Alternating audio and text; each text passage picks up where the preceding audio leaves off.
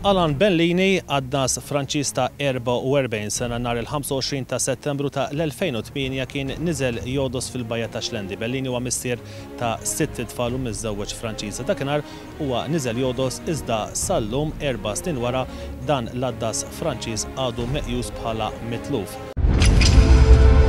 Il-ħamis 25 ta' Settembru 2008. Is-sija u nofs ta' wara nofsinhar.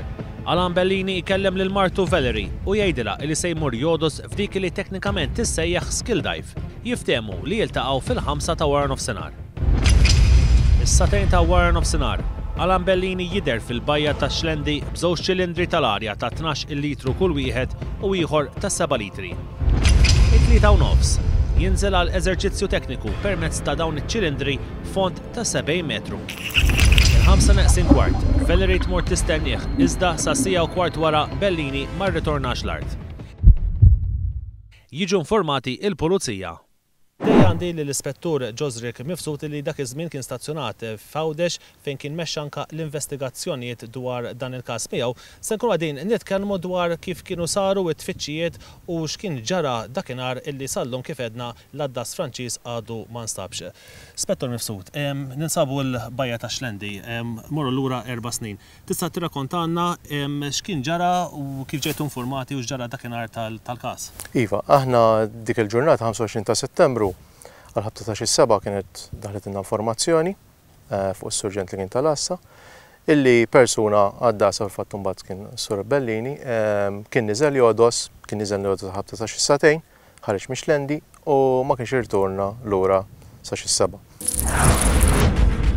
Il-5 u nofs ta' wara nofsinhar jintbagħtu għaddasa tal-Forzi Armati mis-sezzjoni tal-EOD, kif ukoll il-lanċa tas-salvataġġ il-Melita 2 u l-patrol boat P-32 mill-iskwadra marittima u helikopter. Tibda tfittxija intensiva fi Xlendi.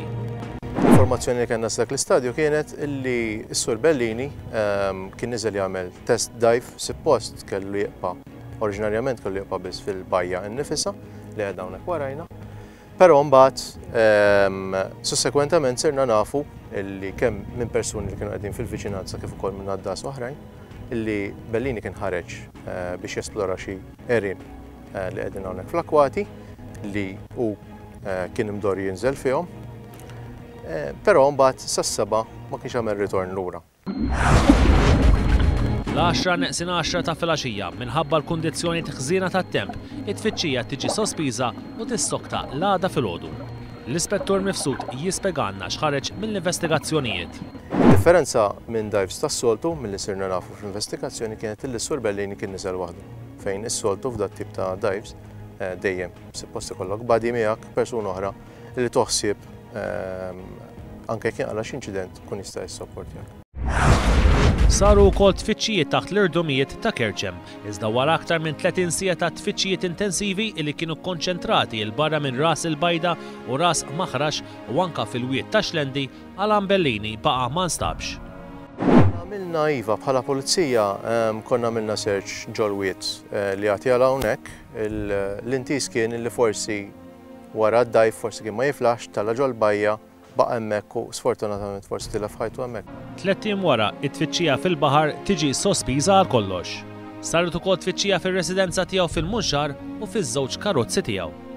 Aħna bħala pulizija wkoll konna għamilna inquiries kemm ma' ħbieb mal-familja tiegħu fil-fatt mal-mara tiegħu u anke ġew residenza tiegħu. Ġbarna konna levajna xi affarijiet u equipment li kienu tiegħu fosthom anke computers kif ukoll computer li kien juża ta' xi ħbieb tiegħu.